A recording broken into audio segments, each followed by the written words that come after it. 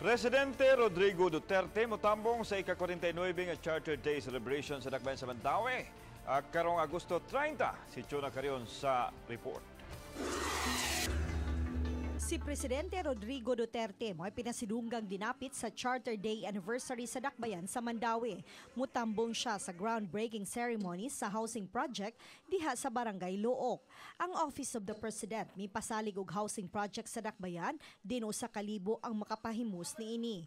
Alas 4 sa hapon sa Agosto 30 ipahigayon ang groundbreaking ceremony. Ug human niini mamulong usab si Digong sa mga Mandawihanon sa Mandaue City Sports Complex. Apan buntag pa lang niya ng adlaw, adunay programa sa Mandaue City Sports Complex uban kang Davao City Mayor Sara Duterte. Or the President himself, muadto sila dito mag-groundbreaking.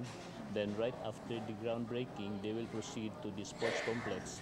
Kanya murag mo participate sila. Samta Agosto 29, ipahigayo ni Mayor Luigi Quisumbing ang iyang State of the Nation address diha sa Mandaue Sports Complex.